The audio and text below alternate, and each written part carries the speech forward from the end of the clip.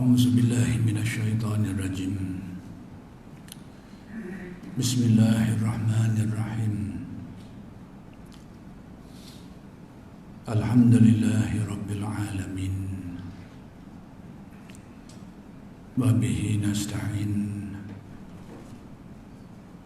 اللهم صل على سيدنا محمد النبي الأمي وعلى آله وصحبه وسلم. رب اشرح لي صدري ويسر لي أمري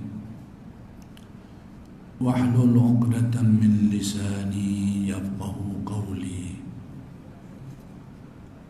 ولا حول ولا قوة إلا بالله العلي العظيم. إلهي أنت مقصودي ورضاك مطلوبي. أعطني محبتك ومعرفتك. السلام عليكم ورحمة الله وبركاته. الحمد لله والشكر لله wassalatu wassalamu ala rasulillah, amma ba'du. Pertama sekali kita bersyukur kehadirat Allah Subhanahu wa ta'ala yang telah melimpahkan dan mengurniakan kepada kita nikmat-nikmat yang sangat banyak, zahir dan juga batin. Mudah-mudahan segala nikmat-nikmat itu sentiasa dikurniakan kepada kita dan dijadikan kita orang yang mensyukuri nikmat. Dengan berkat kesyukuran itu, mudah-mudahan Allah Subhanahu wa taala menambahkan lagi kepada kita nikmat-nikmat yang lain. Dan insya-Allah pada malam ini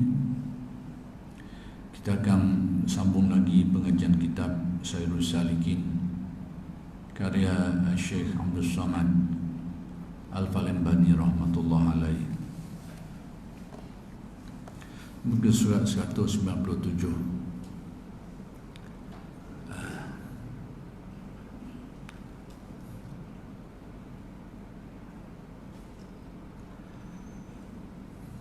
Kata Syekh Abdul Samad, iaitu menukilkan kalam Syekh Abdul Wahab Asy'arani,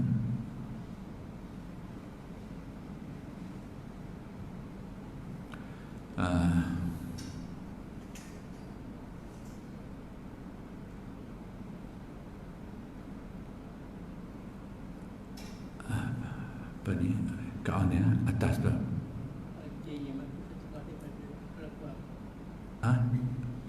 Dia nak terbawa, dia 13 daripada bawah, tapi jualan maknanya dia artinya maka setengah daripada kelakuan tertentu. Ini ada bagi topik orang yang lain daripada mereka. Pindah dari bawah. Surat 197. Ya.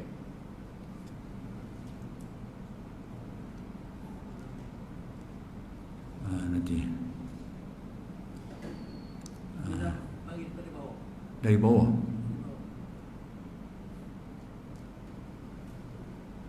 Maka setengah daripada kelakuan. Ya. Setengah daripada kelakuan tu. Tengok dia kelakuan.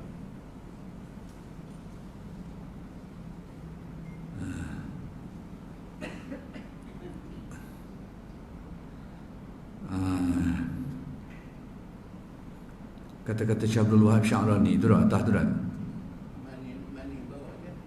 Dia kata agak 13 pada. Jadi kata Arab dia tu atas tu lah. Ya. Baik.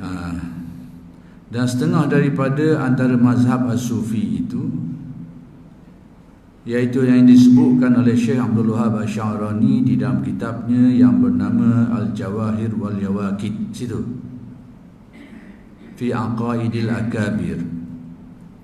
Dengan katanya, kata ku Arab baru terjemuh tadi dah. Baik. Summa mimma ikhtassa bihi sufiyatu an ghairihim ilmuhum bitariqil muwassilati lahum ilal amali bil kitabi was sunnah. Fa idza qulta lahum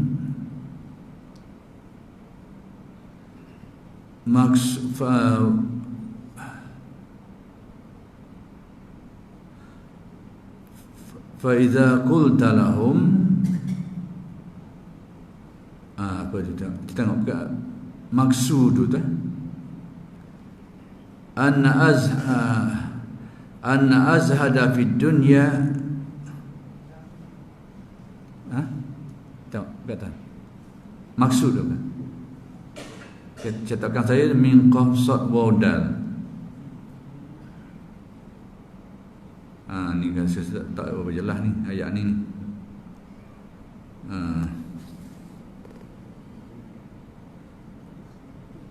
Sekejap saya nak tengok terjemah dulu.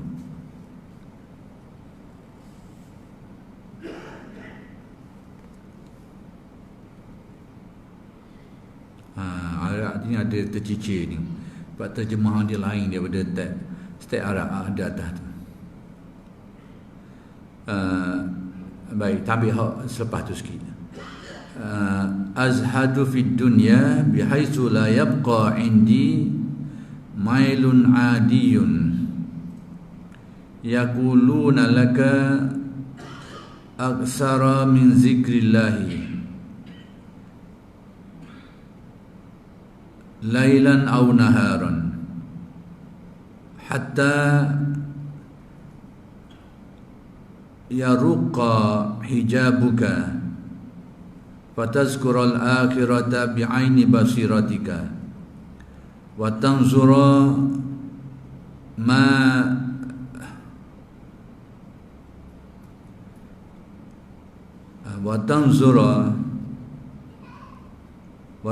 ma liman yazhadu fid dunya yazhadu fid dunya minad darajati wan na'imi kama waqa'a li Ibrahim ibni Adham radhiyallahu anhu fa idza ra'aita dzalika zahidta la mahalata fid dunya walau qala jumhuruhum urghub fid dunya lima dhuyi'at ilaihim. Baik, artinya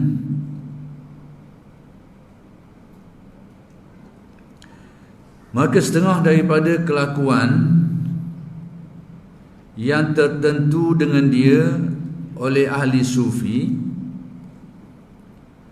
daripada orang yang lain daripada mereka itu, yakni antara ehwal kelakuan yang membezakan, yang ada kelainan ahli tasawuf daripada orang lain.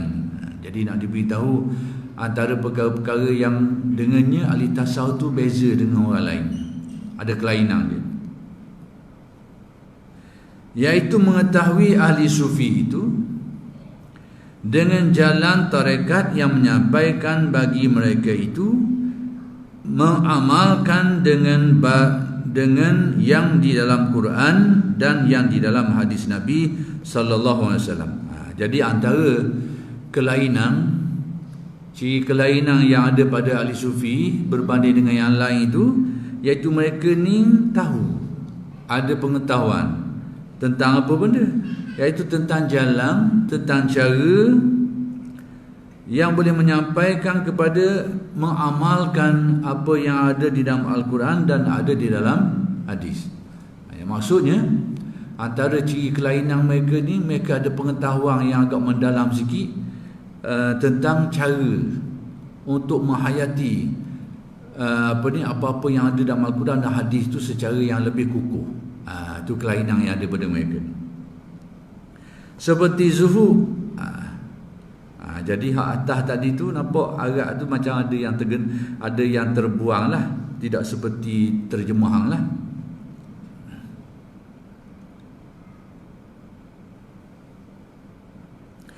Seperti zuhud dan lainnya.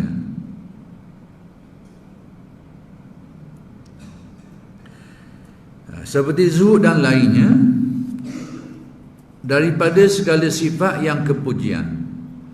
Contohnya antaranya yang menjadi kelainan bagi ahli tasawuf ni, yang mana tidak ada pada orang lain ni, mereka ada cara untuk ada jalan, ada cara untuk yang boleh menyampaikan mereka ni kepada menghayati, mengamalkan dan menghayati pedoman petunjuk Al-Quran hadis secara yang lebih khusyuk. Antara apa benda yang ada dalam Quran hadis itu secara yang lebih khusyuk, antaranya adalah bersifat zuhud dan lain lagi. Sifat-sifat zuhud ni, zuhud dengan makna yang tersendirilah. Kita perkataan zuhud yang kita faham biasanya hidup miskin, tak ada benda, selas pinggang. Sebenarnya itu tak berapa tepat, tak berapa betul. Ada kekeliruan sikit. Zuhud yang dimaksudkan di dalam tasawuf ni, saya terangkan sikit sebelum kita jelaskan ni, iaitu orang yang cabut dari hati je kegilaan terhadap dunia, sekalipun dia kaya. Itu hakikat zuhud yang ada dalam tasawuf. Orang yang hati dia tu Allah Ta'ala padamkan kegilaan ni terhadap duniawi. Sama ada zahirnya miskin ke kaya ke, tak kisah. Itu hakikat zuhud yang dikenaki dalam tasawuf. Adapun zuhud dengan arti kehidupan yang sangat sederhana selas pinggang, itu zuhud zahir. Sesetengah ahli tasawuf juga mereka ni cenderung dan suka hidup gaya tu. Tapi tidak semestinya seseorang yang nak menghayati tasawuf ni, nak belajar tasawuf, dia kena hidup gaya macam tu. Tidak semestinya. Sebab apa? Sebab di kalangan ahli-ahli tasawuf pun ada yang kaya, ada yang senang. Jadi kalau kita kata tasawuf nak menghayati dia ni, nak mempelajari dia ni, kena hidup selas pinggang ni, kena hidup sederhana ni, berarti bercanggah dengan kenyataan lah. Kenyataan bahawa kehidupan ulama-ulama tasawuf ni bermacam-macam. Ada orang jenis kaya, ada orang jenis miskin, ada orang yang berjawatan, ada yang tidak. Jadi kalau kita menetapkan bahawa tasawuf dan perhayatannya itu semestinya hidup zuhud dengan makna hidup selas pinggang ni, tak ada memiliki apa-apa kecuali sederhana, itu adalah sesuatu yang tidak tepat lah. Sekalipun ada ahli tasawuf yang hidup pasal itu, yang hidup gaya macam tu.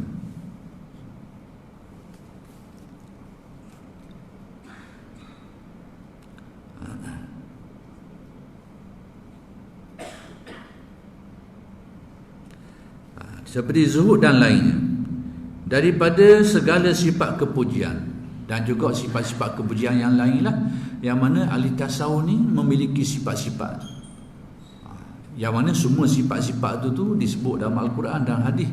Tapi yang mempraktiskannya, yang menghayatinya, ialah ahli-ahli tasawuf ni secara yang lebih lengkap lah, secara yang lebih kukuh, secara yang lebih sempurna. Bukan bererti orang lain tidak menghayatinya, tapi yang menghayati aspek-aspek ini secara yang lebih teratur, susun, lebih kemas, ghalibnya di kalangan ahli-ahli tasawuf. Terutamanya melibatkan sifat-sifat kepujian seperti zuhud dan macam-macam lagi lah. Baik, maka apabila engkau kata bagi mereka itu,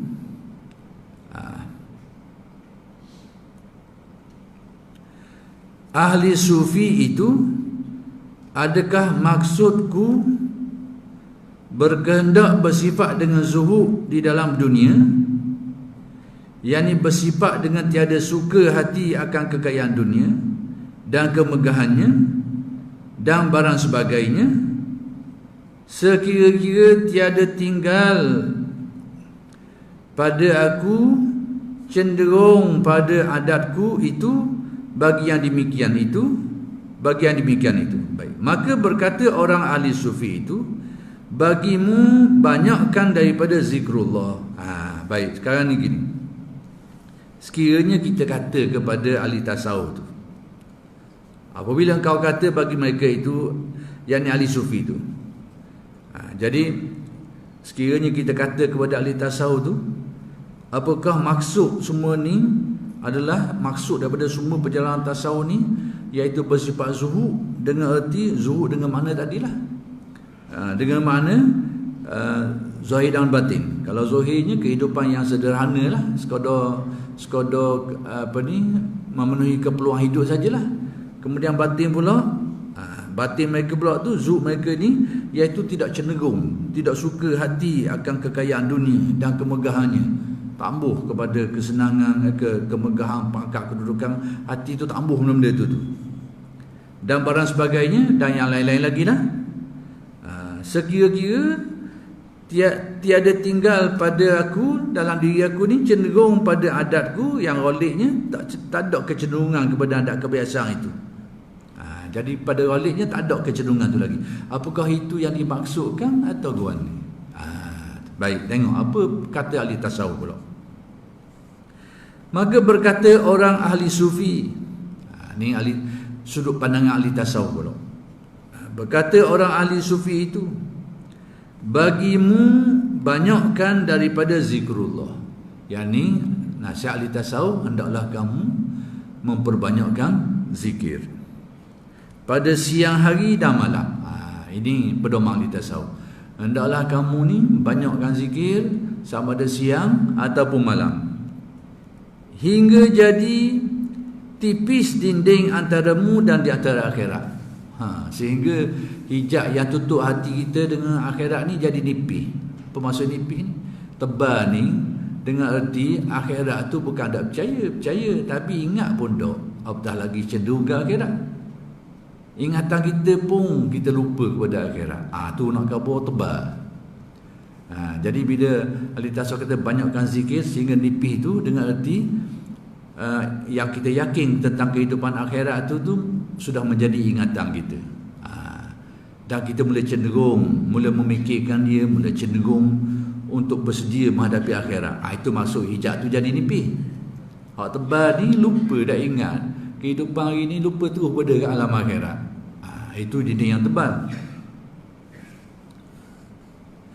Jadi nipis dinding di antaramu dan di antara akhirat. Maka engkau dapat akhirat itu dengan penglihatan mata hatimu. Yang mana pada waktu itu akhirat itu mula dapat dilihat oleh pandangan mata hati. Maksud macam mana itu? Yang ni selama ni dah ingat, lupa, jadi mula teringat. Apa-apa yang diberitahu oleh apa yang diberitahu tentang kehidupan akhirat, yang mana selama ni kita lalai, kita tak fikir benda tu, sekarang mula terfikir-fikir, teringat-ingat. Itu maksud. Jadi keadaan itulah yang dikatakan hijab semakin nipis. Hak dia lupa jadi ingat, hak dak cenderung jadi cenderung. Kalau selama ni sesuatu amalan-amalan yang mendatangkan kebaikan kepada akhirat dak menjadi perhatian kita. Apa-apa saja amalan lah yang mendatangkan kebaikan akhirat dak jadi kecenderungan. Tapi bila hijab hati menjadi nipis, amalan-amalan yang mendatangkan akhirat itu menjadi tarikan kita. Kita rasa nak buat benda tu. Atas dasar apa? Persediaan untuk menghadapi akhirat. Itu keadaan. Dengan penglihatan mata hatimu itu, dan lagi engkau lihat akan sesuatu yang dibalaskan bagi orang yang zuhud itu, tiada suka akan sesuatu yang di dalam dunia itu, iaitu daripada segala darjat, yakni martabat yang tinggi, dan daripada segala nikmat yang amat besar di dalam akhirat itu. Demikian juga dikatanya, engkau akan melihat ganjaran-ganjaran yang dijanjikan kepada orang yang zuhud itu, iaitu martabat-martabat yang tinggi di akhirat nantilah. Kalau selama ni mungkin ganjaran-ganjaran yang Allah Ta'ala akan beri kepada orang yang zuhud ni, ataupun orang yang bersifat dengan sifat zuhud dan sebagainya ni, ganjaran yang besar tu mungkin tak jadi perhatian kita. Sekalipun dijanjikan dengan balasan yang banyak dan sebagainya, itu tak menarik perhatian. Tapi bila hijab hati kau nipis, maka ganjaran-ganjaran yang dijanjikan atas kebaikan-kebaikan tu dan sifat-sifat baik ini ni mula menjadi fikiran kita, menjadi kemahuan kita, menjadi kehendak kita. Kita mula fikir. Dan daripada segala nikmat yang amat besar di dalam akhirat itu, yang disediakan bagi orang yang zuhud itu, iaitu seperti yang telah jatuh zuhud itu bagi Ibrahim bin Adham radhiyallahu anhu. Sebagaimana kezuhudan yang ada pada diri seorang tokoh namanya Ibrahim bin Adham. Ini antara tokoh zuhud, sangat zuhud lah kehidupan dia ni. Daripada seorang raja, akhir sekali hidup dengan kehidupan yang sangat zuhud. Bukan saja qalbu dia, dalam batin dia zuhud. Zahir pun hidup zuhud, hidup sebatang kara je. Kehidupan dia ni sekadar keperluan hidup saja. Radhiyallahu anhu. Padahal ia meninggalkan kerajaannya. Ibrahim bin Adham ni asalnya dia orang kaya lah. Dia tinggalkan kerajaan dia lalu hidup secara zuhud. Jadi dia pilih zuhud, zahir dan batin.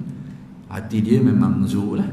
Batin dia, qalbu dia, hati dia memang zuhud. Zahir pun gitu juga. Hidup zuhud juga. Dia buang habis apa-apa, tak ada memiliki apa-apa lah, sekadar yang menjadi keperluan hidup dia saja. Itu Ibrahim bin Adham. Jadi zuhud dia tu zahir dan batin. Setengah ahli tasawuf tu zuhud batin, tapi zuhud tetap zuhud. Cuma mereka ni berbeza-beza menurut keadaan, menurut pertimbangan, menurut suasana dan keperluan yang berbeza-beza. Ada hak pilih zuhud zahir dan batin. Dalam keadaan tertentu mereka lihat keadaan itu lebih baik. Ada setengah mereka itu memilih zuhud batin saja, zahir seperti sedia kala, kerana atas pertimbangan keperluan semasa dan sebagainya. Banyak keadaan.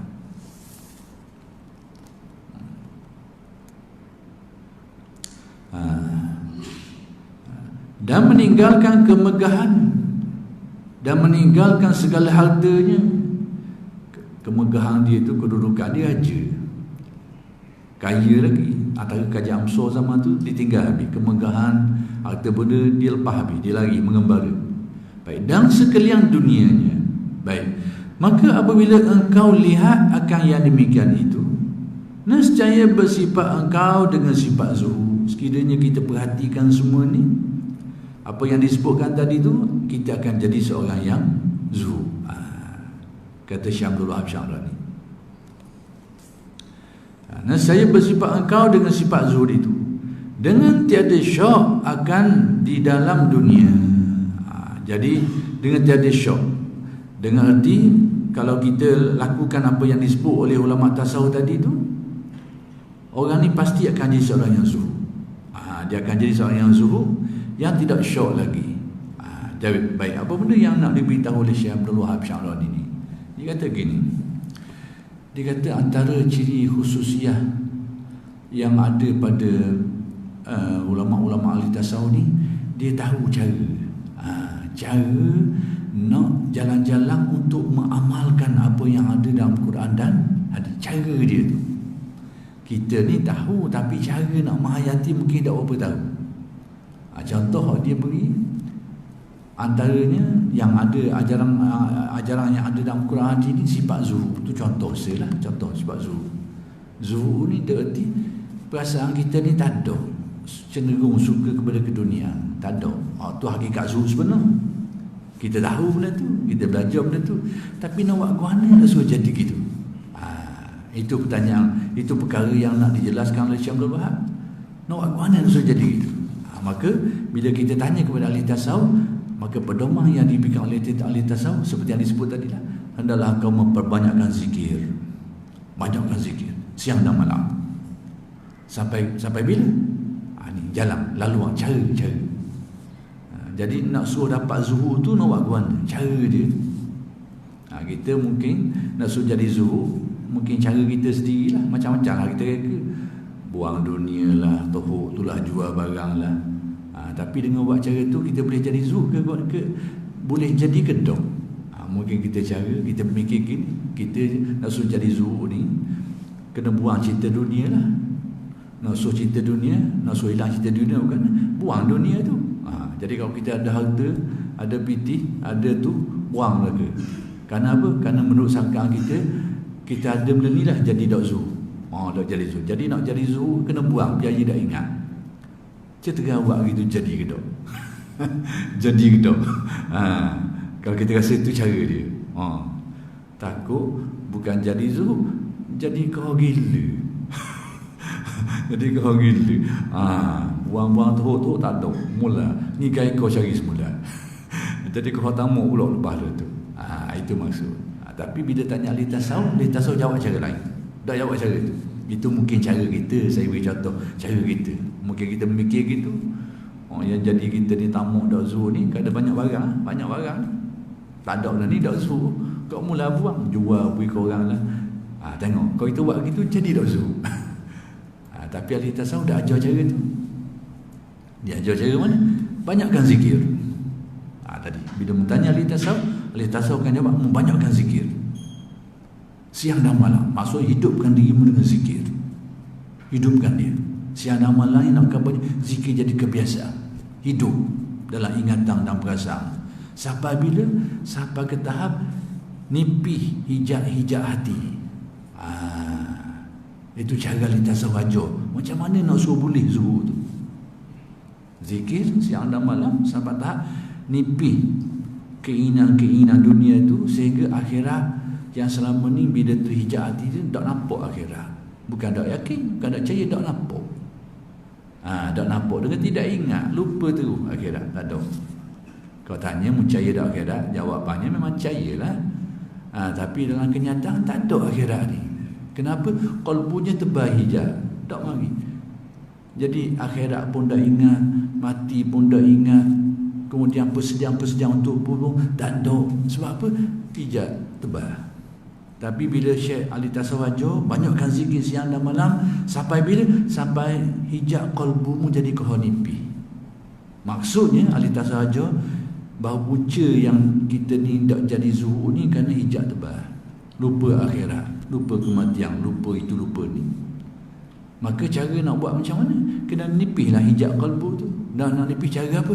Zikir, kata ahli tasawuf. Banyakkan zikir siang dan malam. Dia akan nipih. Bila dia amalkan itu, mata hatimu akan mula nampak, kata ahli tasawuf. Akan mula nampak akhirat. Tu ingat pada akhirat. Setiap orang akan mati. Bila mati akan tinggal segala-galanya. Kita ni akan menghadapi akhirat. Maka apa persediaan kita untuk akhirat? Mari mikir. Mari ingat. Jadi bila kita teringat gitu tu, apa-apa yang kita buat hari ini ni, ambil kira untung rugi lah akhirat. Selama ni mungkin tak fikir gitu, betul boleh aku sudah. Kau andai cara gua ni dah risau. Asal boleh aku je. Mikir kita sebelum. Tapi bila mikir akhirat, boleh dah ni. Boleh dah buat gini. Boleh mikir. Hak ada dah ni nak buat apa ni? Supaya mendatangkan kebaikan akhirat. Hak ada dah ni, nak guna cara mana? Boleh mikir. Sebelum ni dah risau. Nak boleh satu benda tu, asal dia nak je, kau kira kat mana biar boleh. Yang kedua, hak ada ni biar digunakan, biar memuaskan keinginan dia, kemahuan dia. Tu dia fikir. Pada waktu qalbu dia buta. Tapi bila dia berzikir ni, qalbu dia akan nipih hijab dia tu, boleh nampak akhirat, tengok akhirat. Maka gaya berfikir lain. Gaya berfikir, nak ambil satu benda tu, ambil kira. Boleh ke tak? Bagus tak bagus? Hak ada dah ni, macam mana nak guna supaya datang manfaat kebaikan kepada kita ni untuk akhirat lagi. Itu maksud Syamrul Asy'ari ni. Mula terfikir setiap orang akan mati. Jadi bila kata gini, Syamrul Asy'ari ni kata, bila ini dilakukan, dia kata pasti orang ni akan jadi orang yang zuhud. Dengan sendiri dia akan jadi orang yang zuhud. Tidak syok lagi, kata.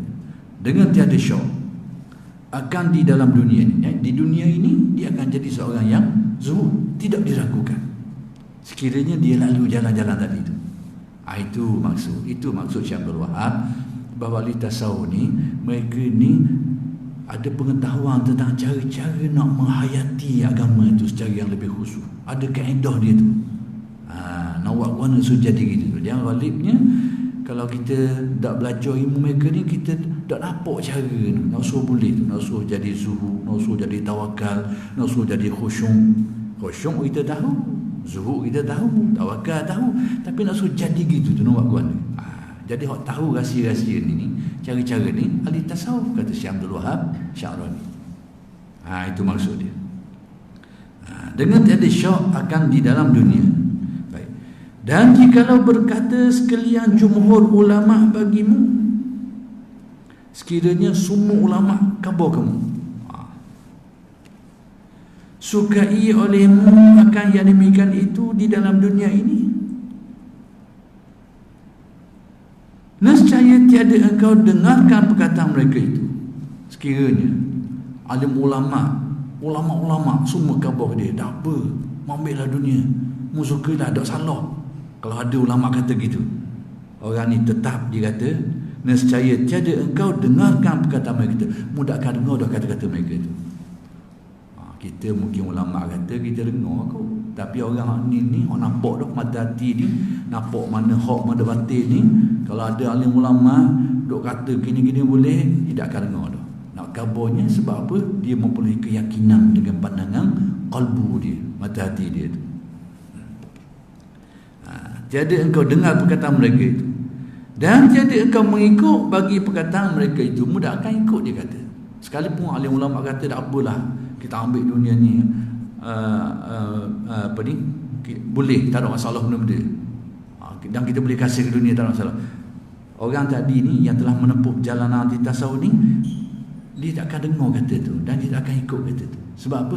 Kerana kalbu dia tu nampak terang mana hak mana batil.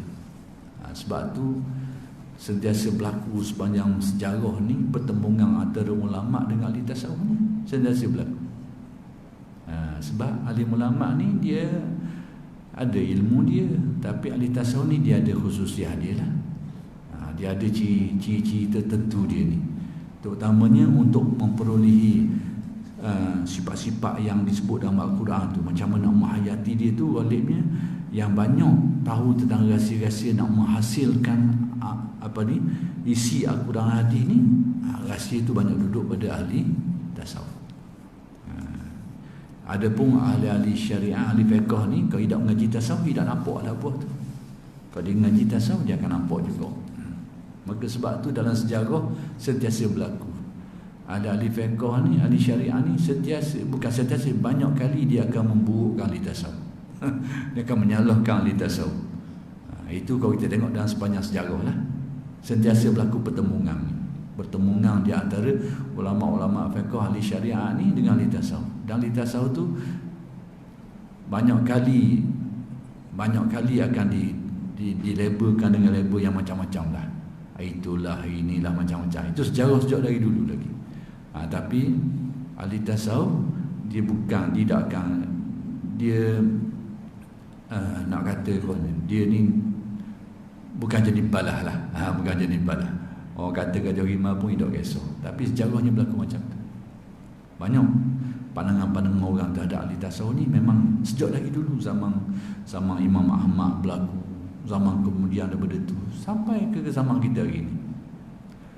Antara benda-benda yang dipandang orang kepada ahli tasawuf ni, kalau kita dengar, kita pun banyak dengar hari-hari learning kediam-kediam ni. Kita dulu saya ada dengar orang melabelkan, dia kata Imam Ghazali ni tak berjihad. Dia pakai tak berjihad. Dalil apa dia kata? Dia kata kerana tidak seperti Ibn Taymiyah yang terlibat dengan perang melawan salib. Macam-macam. Jadi memang dalam sejarah kita tak temu Imam Ghazali terlibat dengan perang. Sebab zaman dia tu dan keadaan setempat dia tu bukan zaman perang. Tapi nak kabarnya orang buat pukul rocong, buat kenyataan bahawa ahli tasawuf Imam Ghazali ni tak berjihad. Jadi tak faham keadaan. Saya nak jelaskan sikit. Hari ni kita timbul fenomena ni, tuduhan-tuduhan orang berdalil tasawuf ni, orang yang tidak berjihad dan sebagainya, tidak berjuang lah, tak berjuang, tak berjihad. Guana itu sebenarnya. Jadi yang kita pernah dengar dulu tuduhan kepada Imam Ghazali, kebetulan kalau baca sejarah pun memang tidak dilaporkan Imam Ghazali masuk terlibat dengan perang ni, tak ada. Dan senarai Imam Ghazali dan zaman dia tu dia banyak dengan pengajian ilmu, madrasah nizamiyah, dia mengajar, menyebarkan ilmu, itu banyak. Tapi meriwayat khabar dia akak pedang gitu ke perang sendiri memang tak ada. Sebab apa? Kita tengok, kena tahu latar belakang sebab apa jadi gitu. Pertama sekali kena tengok zaman Imam Ghazali tu, zaman dia tu, Zaman dia itu. Jadi dengan keadaan tadi itu orang tuduh, adalah kelompok tertentu kata Imam Ghazali tidak berjihad, dan Imam Ghazali ni mewakili ahli tasawuf. Kesimpulannya ahli tasawuf ni orang tidak ada jihad, tak berjihad, tak berjuang. Ni saya nak betul sikit. Ni otak speed. Kena betul otak speed.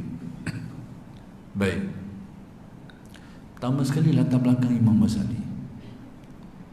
Kena tengok zaman ni zaman guna.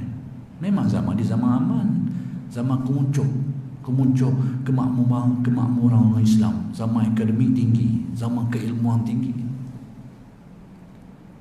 Jadi tak berlaku di sekitar Imam Ghazali ni, di area dia tu tidak berlaku perang-perang yang mendaki Imam Ghazali pergi perang. Macam kita lah, contoh kita sini di Malaysia, tak berlaku tempat kita. Tempat lain berlaku di Afrika, berlaku situ zaman tu. Bukan tak berlaku tempat yang mana itu bukan tempat dia. Maka Ghazali pun sama macam tu. Dia hidup pada zaman area dia tu, tempat dia tu tak berlaku perang melawan orang musyrikun ataupun orang lain, tak berlaku. Zaman tu zaman perkembangan ilmu pengetahuan. Imam Ghazali banyak mengajar, banyak khidmah ilmu dia tu, menulis kitab, mengajar ilmu, mengarang dan macam-macam lagi. Itu banyak fokus ke situ. Ini jadi salah faham tu timbul kerana tak faham, tidak meneliti tentang latar belakang kehidupan Imam Ghazali. Yang kedua, punca orang tuduh gitu tu kerana menyempitkan pengertian jihad fi sabilillah. Menyempitkan. Wajahidhum jihadan kabira tu dengan berarti berjihadlah terhadap mereka dengan jihad yang besar tu, mencakupi semua aspek, termasuk pendidikan, termasuk pentadbiran, termasuk perekonomian, semua perkara itu. Yang kita tengok bahawa antara punca orang tuduh tu kerana dia sempitkan aspek jihad tu. Seolahnya pada setengah orang ni, jihad ni terlibat dengan perang saja. Kalau tak terlibat dengan perang, dia anggap tidak terlibat dengan jihad. Ini yang otak yang sempit. Kena betul otak tu, pemikiran orang tu hari ni. Jadi tuduhan yang menuduh ahli tasawuf tidak berjihad kerana disempitkan pemikiran jihad, sehingga jihad ni terlibat dengan satu perkara. Jadi macam mana ahli tasawuf terlibat dengan pendidikan, terlibat dengan itu ini, itu orang dah lapor. Orang anggap tidak berjihad, tidak berjuang. Ini puncanya kerana sempit pandangan tentang jihad fisabilillah. Dan saya nampak masa kini, ini saya mengulas masa kini sikit, tak apalah. Kita bercakap sebab kita dipesan qulil haqqa walau kana murra, katalah kebenaran walaupun pahit. Sekalipun orang cakap gitu, hari ni tak cakap dah, tapi kita nak cakap juga. Kita dengar orang ni cakap kata-kata, katalah kebenaran walaupun pahit, tapi orang cakap tu hari ni tak cakap dah hari ni. Zaman lebih. Baik. Kamu boleh masuk isyak. Tapi oleh kerana masuk isyak dah, tak apalah. Nanti saya akan terangkan ini insya-Allah pada kuliah yang akan datang lah. Mungkin apa yang nak saya jelaskan tu panjang sikit. Nak jelaskan supaya tanggapan ni berkait di sini, kerana seringkali tasawuf tu dipandang sebagai tidak terlibat dengan jihad fisabilillah ataupun perjuangan dan sebagainya. Ini akan saya huraikan pada kuliah yang akan datang sekiranya berkait. Sekian saja dulu. Wallahu subhanahu wa ta'ala alam. Assalamualaikum warahmatullahi wabarakatuh.